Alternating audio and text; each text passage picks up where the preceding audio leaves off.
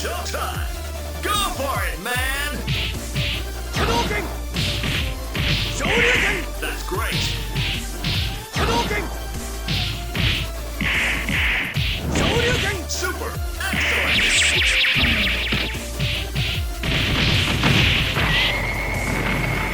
KO! Perfect! Right, now that I've taken out our collective frustrations on BMW's design team, I think it's safe now to properly review this, the brand new BMW iX xDrive50. Now what is this car? It is all of the newest tech that BMW know, crammed into a conceptual vehicle basically that you can actually buy. And it's in the form of a luxurious SUV or SAV as BMW like to call it. Now these are two things, luxury and SUVs, that we don't really liken to the brand that is the ultimate driving machine. Tack along the hugely left field looks and you've got three of the biggest no-nos that the purists hate. But this car brings tech that's going to be seen in the future i7, in the future i5, so it's a really important car. Now have BMW just totally lost their minds?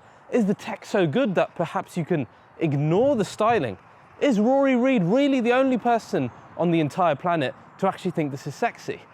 I'm going to answer all these questions and more as we check out all the really interesting details that are to be found in this car, to be fair, and then strip back the exterior, see what powers it, what is this generation 5 of electric power that BMW keep talking about that's going to power their future, and then drive this finally on the road. So today, let's check out this, the brand new BMW iX xDrive50.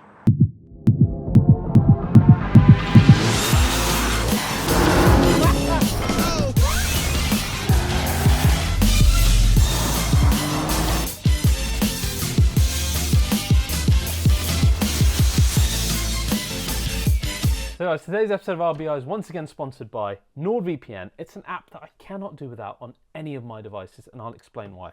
Whether it's mobile, whether it's laptop, personal computer, etc.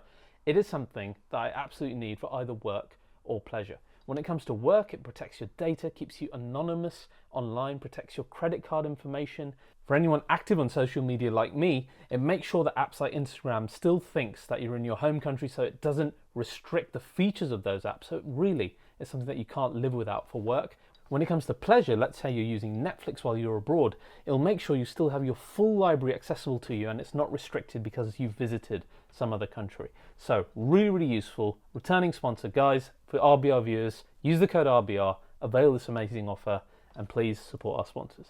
Okay guys, this iX is really important because like I said, it underpins some cars that you will really actually care about in the future if you don't care about this one. Things like the fully electric 7 Series and the upcoming fully electric 5 Series, because all of the technology in this is the most up-to-date that BMW do, and it's all modular, so it can be brought across these other vehicles. Let's start first of all with the actual space frame of the car. This is not shared with something like a BMW X5. No, this is a whole new space frame here that's made of aluminium, and something new that's been upgraded from the carbon core that we've seen in the 8 Series and 7 Series in the past, called a carbon cage. So you've got your aluminium space frame, then you've got carbon fiber reinforced plastic used both on the roof, on the sides and the rear, creating this cage around the car. All of this is going to help with rigidity and saving weight, so upgrading their old carbon methods in this. Then we come to the 5th generation of BMW electric systems.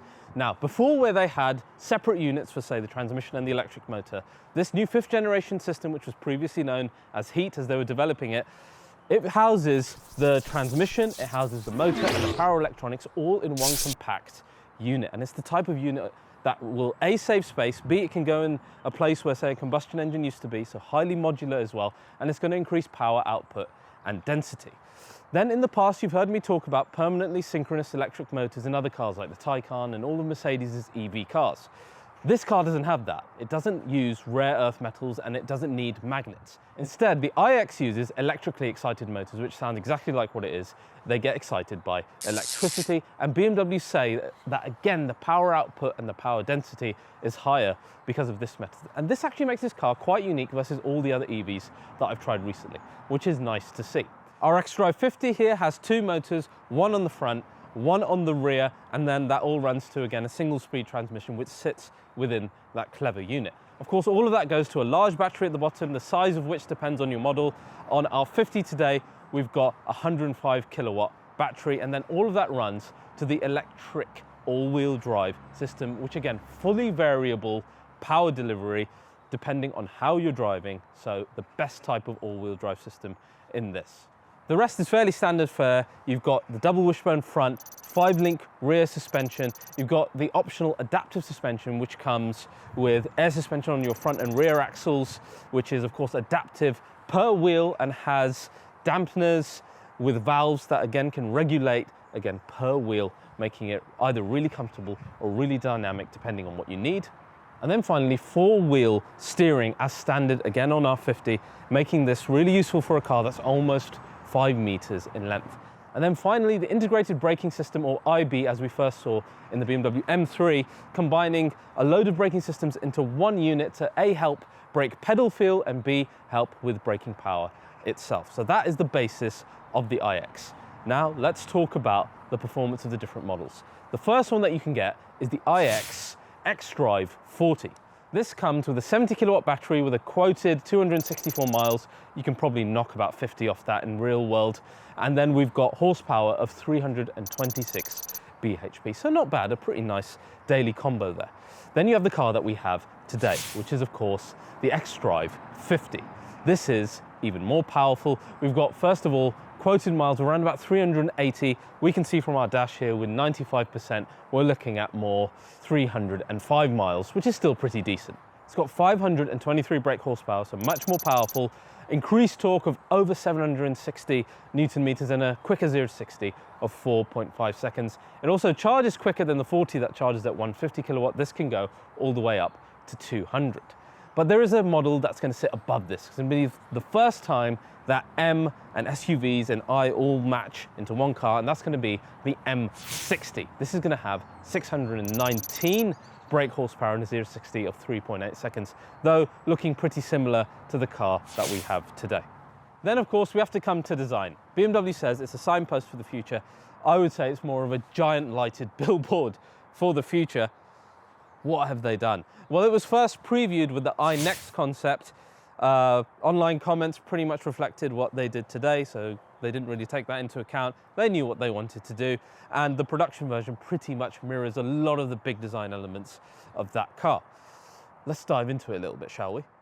First of all, the aerodynamic value is actually pretty damn good for what is a giant Lego block. It's CD of 0.25. Again, pretty impressive for a giant old car. Let's actually look at the design itself. Oh, there's a lot of angles and curves, and you're going to see a lot of this mimicked inside the car. Let's start with, first of all, the grille. It's not actually an air intake because cooling is not really that much needed for our electric motor. Instead, it's what they called an intelligence panel. Presumably, they put all of their intelligence into the panel and left none for the design of the thing, hence why it looks the way that it does. But jokes aside, we've got loads of radars and cameras within here. It's also got scratch-resistant coating and a self-healing coating on there as well, which helps it against, road use, Hadoukens, etc. So that's pretty clever. The bonnet itself, very reminiscent BMW M3, M4 bonnet with those power domes here. This is really cool. The BMW logo, you can actually fill up your washing fluid in there. And that's not half as cool as the real one, which is very, very cool. Lights, very, very futuristic. Like I said, this looks like a concept car. Whether that's a good thing or not is irrelevant, but they really, really, I think, not shied away from this idea that it's a concept that you can buy. So these, actually, I think they look quite nice. I think they might look nicer on like a future saloon, like the i7 or something. Then you've got this, which is in like an aerodynamic package, which adds no aerodynamic value, but it's called that anyway. But you've got your air curtains on the side. The side, more interesting. First of all, on this car, you'll notice the titanium bronze trim, which is, it's actually quite nice on our aventurine red color here. I think that works nicely. We've got very aerodynamic wheels up to 22 inches, which is industry leading for this type of car. And then the windows, like I said, similar to the iNext. Lots of black on our M Sport version here, and on our C pillar, you can see etched in iX. Again, our wing mirrors, they've been made quite aerodynamic, so a lot of focus on that. One thing you can't get away from though is this massive use of black all over here. Look at this. Look at the amount of black to hide. And of course, all of this done to like because they want the space inside, first of all, because it's meant to be a luxury car, and B, they want to hide the bulk, and they need to put the batteries in there, and that's why you end up with that. If that was body colored, I mean, it would look horrific, wouldn't it? I mean, even more horrific is what I meant to say. Right, let's have a look at the rear of the car now, because this is interesting.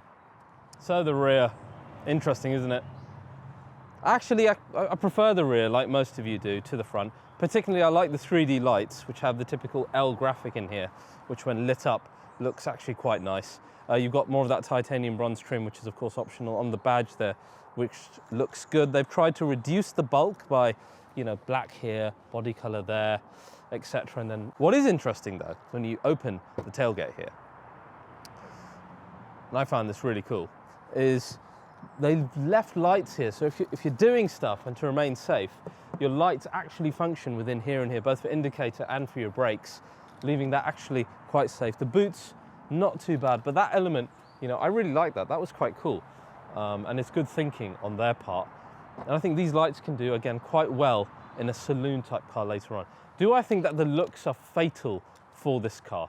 I think there are worse looking cars from direct rivals. Like the worst looking one is still the EQC in my opinion. Not to say that this is brilliant. It's close behind, but that is definitely still the worst. This is still salvageable in some areas. I just hate the fact that it is a giant block. The other thing about this car is the door handles. Most manufacturers trying to go towards completely seamless things. BMW instead have gone for two giant exhaust pipes because they couldn't have any on the rear. So seemingly, I don't know whose idea that was. That was weird. There's giant bloody holes in the door, and to make it worse, they're like, let's highlight these holes with even more titanium bronze. Well, great. I mean, it's not really helping anyone. What's nice is they do light up, which is, you know, lights and gold help things, right? Self-closing, and you have some lovely ambient lighting inside. The windows telling you if you've locked the car or not, which I'll show you as we get in the car. Now, despite the long bonnet, it actually has no frunk, which is a little bit weird, but it is what it is. Now, one cannot back away from how different this interior is. And actually, it's the part of this car that I really do like. Right, I've got a bit of a humorous story to share with you guys. When I first got in this car as a car reviewer, as you do, you have a look around, etc. Then you want to naturally get out of the car, and then I could find no door handle to get out. There's like nothing, and I panicked. I thought, that's it, I'm done for. Mr. AMG is dead. BMW have sent this car from the future to kill me. The ugliest coffin possible.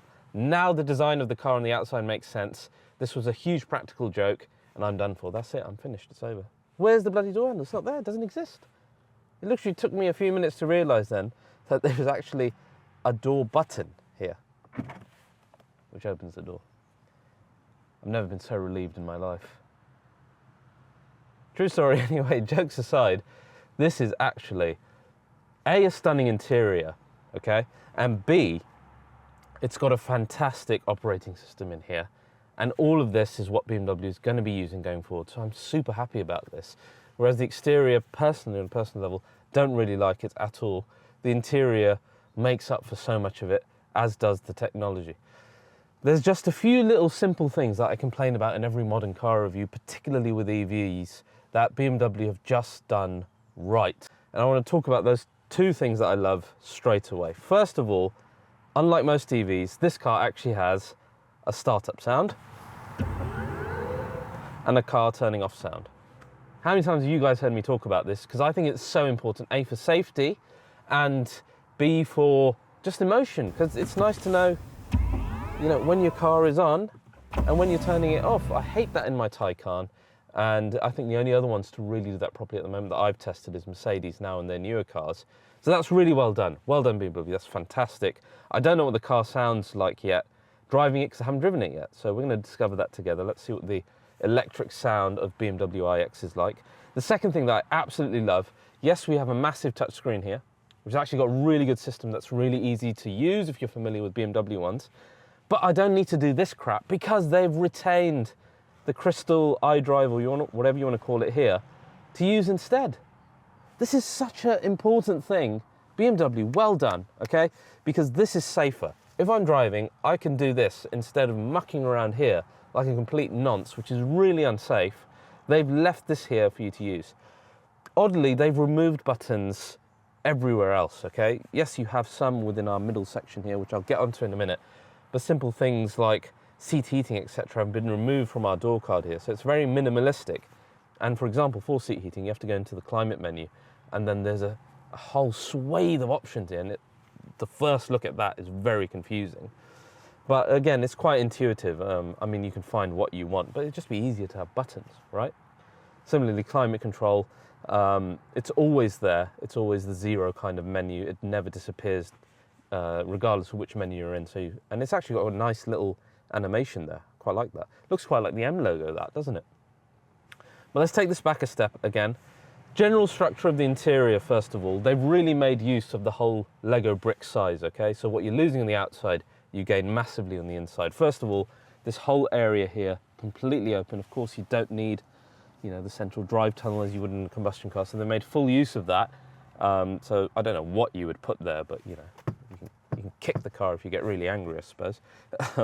But you've got these kind of valleys here. You've got your cup holder there with the 2 USB-Cs, mobile phone charging area, which is a good place to have it. I don't know if the phone would stay in there though, if you're driving a bit more spiritedly. We'll find out later. Then you've got this here, which is your main control unit area. And it's great. You've got your start-stop button, fantastic, just like a normal BMW. You've got your gear selector, which it's a diamond thing. This is very reminiscent of Golf 8R and that kind of thing. I'm not a huge fan of that. All these cars going with these silly little knobs, like, I mean, Taycan's got a stupid one over there as well, hasn't it? But this is all, again, very intuitive. If you're used to BMW, you know that you've got your nav, your home button here, your volume rocker, etc. So all of that, not alienating at all. Got a new key here, which is, again, very minimalistic. Some nice cuts, etc. on it. I do wonder whether this gap in here, is this for the key? The key seems to fit perfectly in there. Then to get it out, I've got to kind of poke the hole from the bottom. That sounded better in my head. Dashboard is big and sculpted. You've got, again, that titanium bronze trim going through it, matching the outside, which is actually quite lovely. Hexagonal shapes everywhere. They didn't want any circles or anything here, which then leads you to the steering wheel, which, again, it's not a circle. It's a big hexagonal shape. And again, like I said, you'll see the hexagonal shape everywhere. And you'll see that theme throughout the interior, even in our digital screens, like I'll show you later. But the steering wheel, I've seen it had mixed reviews from other reviewers. I haven't driven the car, as I said, so I don't know. I like the look of it. It looks nice. There's not too many buttons on there, which is great. And the buttons that they do have, quite easy and intuitive to use from what I've seen, which then leads me onto our driver's zone, which is actually a really nice job by BMW. I've been saying for a while that they need to give you a bit more customization options here, and they have done that, which is great. So for example, we can go through the menu here, and we can actually choose different layouts. Really easy to do. So you've got like a open, more diagonal one, then a larger rev counter with power, and then a reduced one, which looks a bit more sporty. You can choose the content in between, whether you've got maps or music or navigation, etc. Or you can leave it plain. And then you can even go to the heads up, choose exactly what you want there. Again, really easy to, all from just this one switch on the side here. I like that. It makes it nice and easy. The other side, all you've got is your cruise control, etc. And again, simplified. I like all of that. It's great. Secondly, with the driver select zone, you can change the color and the style of it based on what mode you're in, which brings me to the My Modes button. So there's a button here, My Modes. You go into it, you've got personal. So that is your default setting, and that gives you that kind of rose gold look around the car. And it's the middle setting in terms of performance. Then you have sport. You have to activate the reduced driving stabilization, which is great. And that changes the whole car to this red theme, including the driver zone, which is lovely. Again, nice little touch there. And you got to go back into My Modes once again, and then you'll see efficient as well, which then changes everything predictably to a bluey greenish hue. So once again, easy to use and good looking. I love this new system here. It's very similar to your classic BMW. So you've got your menu system on the side here. You've got your widgets in the middle that you can change and add more widgets to, etc. Then you go to your main menu, you can see all of the apps that the car has in here, like Spotify. You see Apple CarPlay and Android Auto pre-installed. You've got Ringo for parking, etc. So much stuff in here, and it makes it all very easy to use. Again, nothing complicated in terms of this. All really legible, easy to click on, and then, again, you can use the iDrive system. So I'm really, really happy with this. This is great. The seats are really nice. The leather, I think, is plant-based based on that logo. I don't know, I haven't actually read about this, but it feels just like normal leather to me. I love the stitching. I love the massive triangles. Not something I've really seen in other cars. The seats themselves look sporty. They hug you really well. You can set on an option for them to turn with you, so the driving, the dynamic seat option rather. The other cool thing here is the sunroof. I've shown you this in Taycan Sport Turismo before, BMW using a similar type of style here. All you need to do, press the button, and it goes from transparent to opaque. Not as cool as a Taycan one with its different shapes, but just as useful.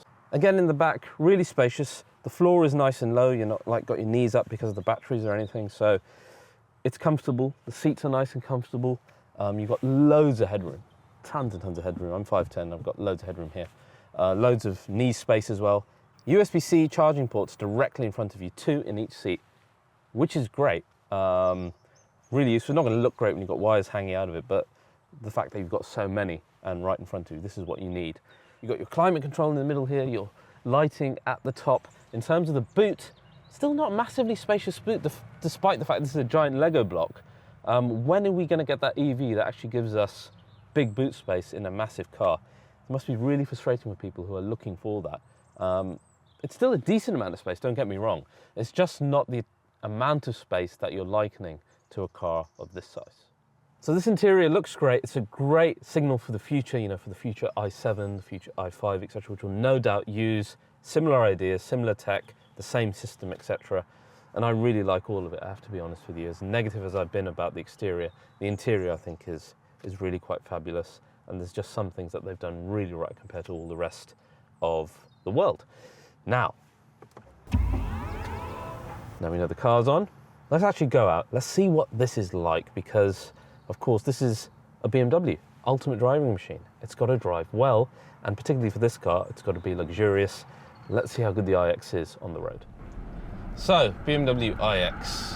We have the iconic sounds on, so we've got the electric sound playing. Currently in the default mode of personal in terms of driving, so let's see what this car drives like. We're on 22-inch wheels. I think it's good to first acknowledge the suspension, which is actually very, very supple indeed. This is what I was looking for in a luxury SUV. If you won't speak to me anymore, then I won't answer you either. You little cow. Cheeky. Accidentally pressed the voice button. It's giving me lip. Now let's see what this drives like. Like I said, really quite comfortable. I like the electric sound. That's a really big plus point for me immediately. God, the torque is immediate. I love that about EVs. There's none of this nonsense about a gearbox that might not work right or an engine that's not quite responding. You get all the power, no gear shifting. It's actually very, very good. Heads-up display is absolutely stunning, so clear. It really matches your drive zone. Didn't appreciate it as much when we were standing still, but while driving, even in this bright weather, I can see it absolutely clearly, and it's not interfering. It's actually quite low down on the screen, very large as well.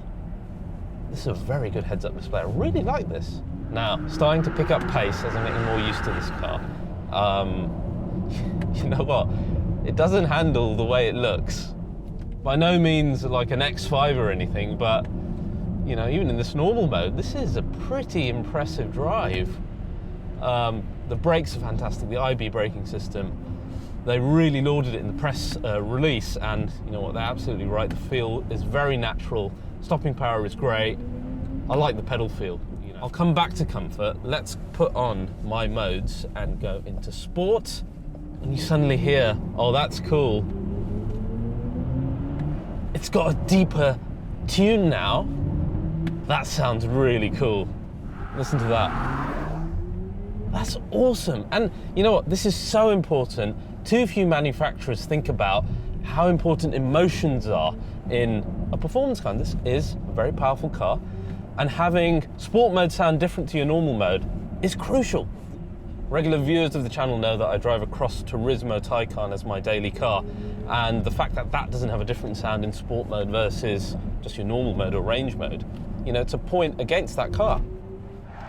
Okay, sport mode, throttle response so much quicker. It just feels a lot more eager, and it's so quick. Dare I say, I think it's actually too quick for the road. I do wonder whether the xDrive50 might be more than adequate in terms of speed. In terms of the steering wheel, I get what people are saying, that the shape is a little bit strange, but you don't actually need to move your hand around too much unless you're doing like 3-point turns or something. Just because the way the ratio of the steering is, you're able to make quite exaggerated turns, leaving your hands where they are.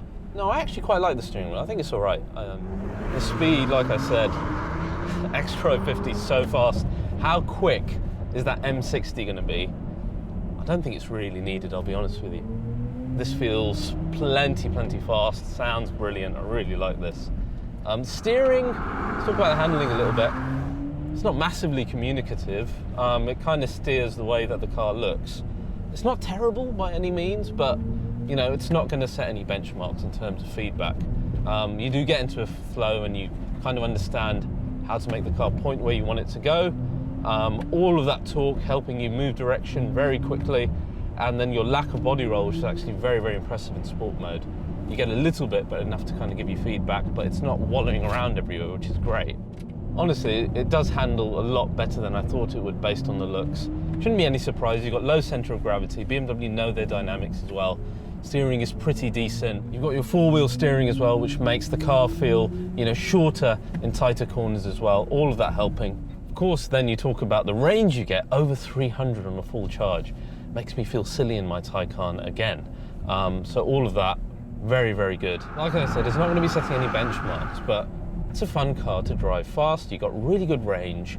And then when we go back into my modes and we put it into standard mode, then it's a really comfortable car, and I can imagine you doing long road trips. Family's going to be very happy in this. Suspension is fantastic, of course, adaptive, as you said, air suspension. Seats are lovely, nice and comfortable.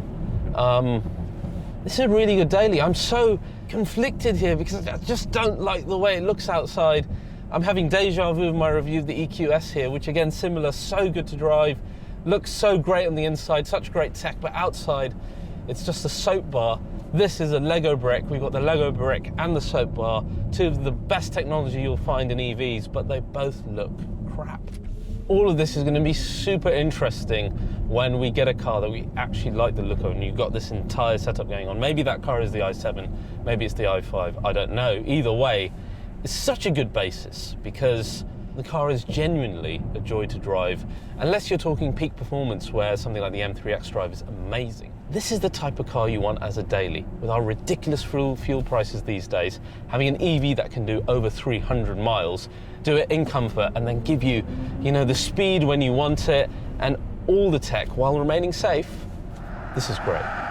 So guys, really impressed with the way the iX drives. I think it could be an absolutely fantastic daily. Probably the best EV SUV on the market right now, I think. I didn't think I'd be saying that, but it really is. The only thing I can put against it is the exterior design. I think I'd be happier with the infotainment system that this has versus, say, the Hyperscreen and the EQS, because I find this a lot safer and everything else works just as well.